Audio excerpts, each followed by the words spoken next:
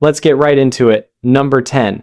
The killer wallpaper. Can you imagine decorating your house with wallpaper that could literally kill you? That's exactly what people in Victorian times were doing with something called this gorgeous green color was made with copper arsenic. The same stuff they use in rat poison. When the wallpaper got damp or warm, it would release tiny particles of arsenic gas into the air. People would sit in their living rooms, breathing in poison day after day, wondering why their whole family kept getting sick. They'd get nausea, stomach pains, and slowly get worse over time. And the more expensive and high-class your home was, the more likely you were to die, because fancy homes had more of this deadly wallpaper. One doctor got so fed up that he made a book called Shadows from the Walls of Death. It was literally full of samples of poisonous wallpaper to warn people. The book itself was so toxic it could kill you just by reading it. Even when people started figuring it out, some designers refused to believe it. They were like, this beautiful green color couldn't possibly be deadly. Meanwhile, their customers were dropping like flies. Number 9. A spoonful of misery. It's 1,898. And your kid won't stop coughing. You head to the local pharmacy and grab a bottle of Bayer's newest miracle medicine. The bottle proudly displays the Bayer company logo, and right below it, in fancy letters, it says heroin. Yes, you heard that right, heroin cough syrup. Bayer marketed this stuff as a non-addictive alternative to morphine, and it was specifically marketed for children. The name heroin came from the German word heroisch, meaning heroic, because that's how powerful they thought this medicine was. This stuff was sitting in family medicine cabinets right next to the bandages and aspirin.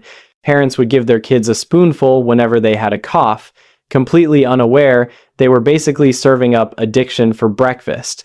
Doctors eventually noticed something weird. Their patients kept coming back for refills, a lot of refills. Turns out, their non-addictive wonder drug was about as non-addictive as free pizza. The product was eventually banned, but not before creating what we might call a slight public health crisis. Number 8. The exploding orbs. Imagine giving your kid a toy that's basically 2 plastic grenades on a string.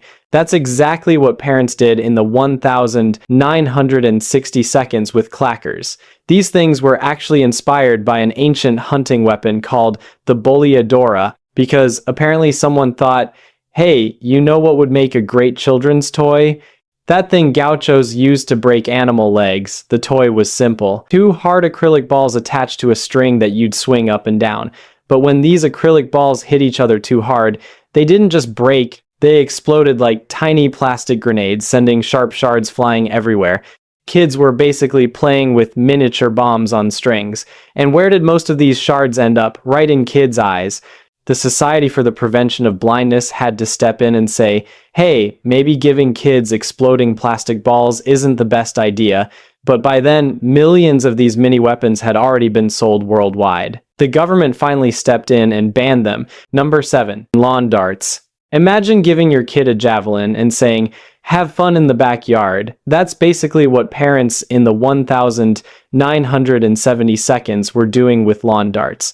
These weren't your regular pub darts. They were foot-long metal spears with plastic fins that you toss at targets on your lawn.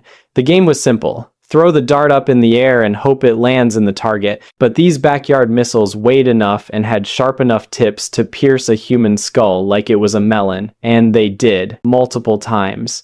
At least 3 children lost their lives to these toys. Even after people started getting hurt, manufacturers just slapped on a warning label saying, not a toy for children, and kept selling them. Because apparently, metal spears flying through the air were totally fine, as long as adults were throwing them. Finally, in 1988, the government stepped in and banned them completely. But some of these death darts are still lurking in garages and basements across America. So if you're cleaning out Grandpa's garage and find what looks like a giant dart, maybe don't organize a family game night around it.